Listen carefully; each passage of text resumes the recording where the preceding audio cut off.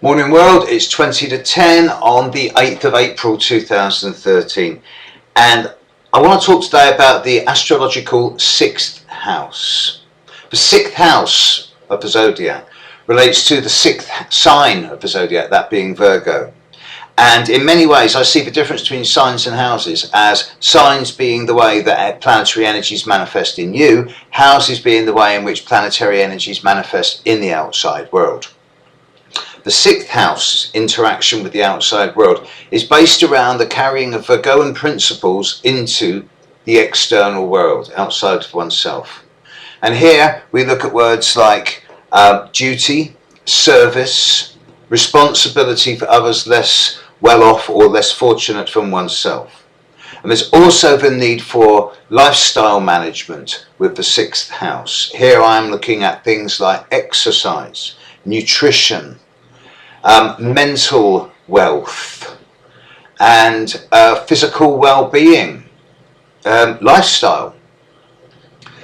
With planets in the 6th house, if you've got a lot of planets in the 6th house, you're always going to be quite analytical and fussy, which is a carryover from Virgo, but you're also going to be quite detailed, effective, functional, and efficient.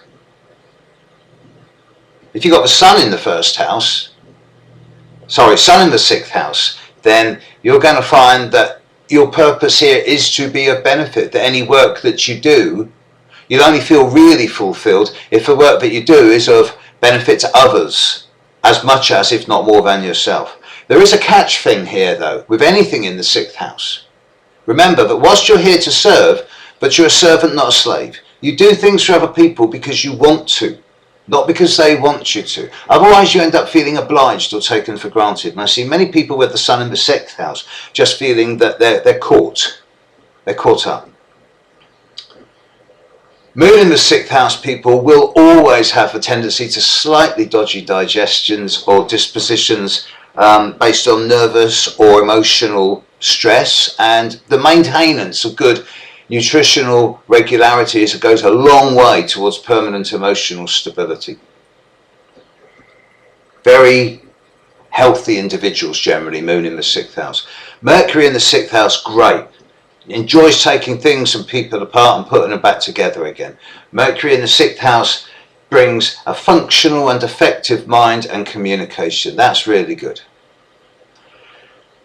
Venus in the 6th house, not so good, because it can get too caught up in the detail to actually miss out on some of the pleasure. And there's a need for some of these people to sometimes lighten up and let themselves eat chocolate or put on a half a pound or something.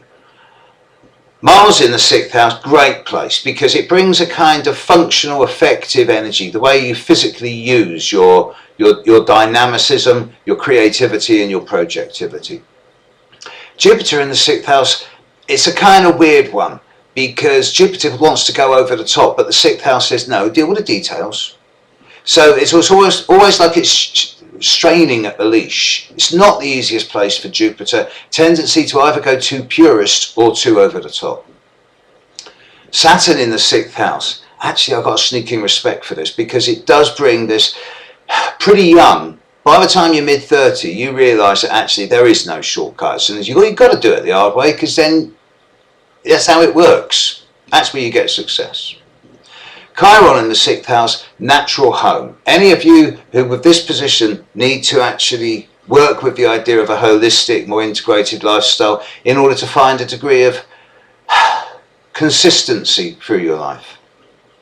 Uranus in the 6th house, there's always going to be a type of willingness to embrace the alternative when it comes to lifestyle management, and more futuristic perhaps. Not a difficult position despite its reputation.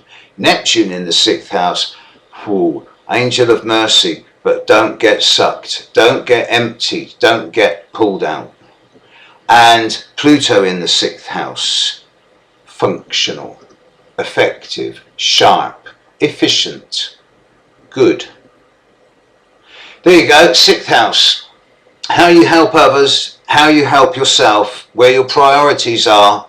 Look after yourself, be good to yourself, manage your lifestyle. Okay, that's the 6th house. Catch you later. Bye.